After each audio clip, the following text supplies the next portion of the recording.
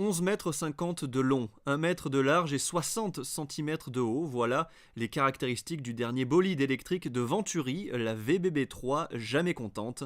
Un véhicule de 3 tonnes et 3000 chevaux en cours de construction à Columbus dans l'Ohio. Un véhicule appelé à relever un vrai défi, devenir la voiture électrique la plus rapide et la plus puissante de tous les temps.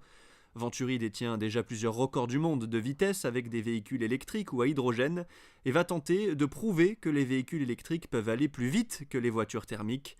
L'objectif, dépasser la barre des 439 miles par heure et tutoyer les 710 km/h.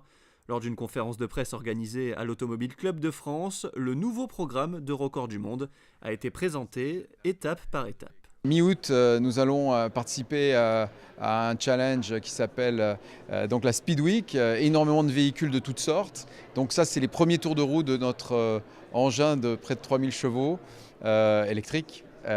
Puis mi-septembre, donc là ça devient du sérieux, c'est un rendez-vous d'une semaine avec la FIA pour enregistrer les premiers records. Donc ça c'est pour 2013. 2014, ce sont des ambitions progressives en termes de vitesse. On va essayer d'approcher les 700 km/h pour en 2015 aller à la limite et ne pas la franchir des capacités du pilote et du véhicule. La construction de ce véhicule est un vrai challenge technologique pour Venturi, un projet novateur aussi puisque la conception du véhicule est réalisée par des étudiants d'une université de l'Ohio. Ce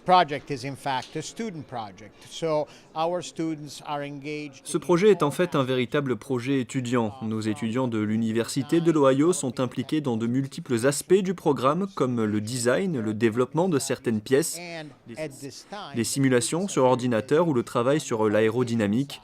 En ce moment, ils travaillent beaucoup sur la fabrication en collaboration avec nos partenaires et nos sponsors. Ils travaillent sur le châssis, sur l'assemblage du système de batterie. C'est une expérience incroyable pour eux qui leur permettra de devenir de très bons ingénieurs. J'espère que tous ensemble, nous réussirons. Pour mener à bien ce projet et battre de nouveau son propre record du monde, Venturi peut compter sur un pilote chevronné fort d'une expérience de 30 ans sur le circuit du Transportation Research Center. Nous avons consulté un ingénieur afin de travailler sur les points importants, la position du pilote dans le véhicule, le système de protection. Nous prenons cela très au sérieux.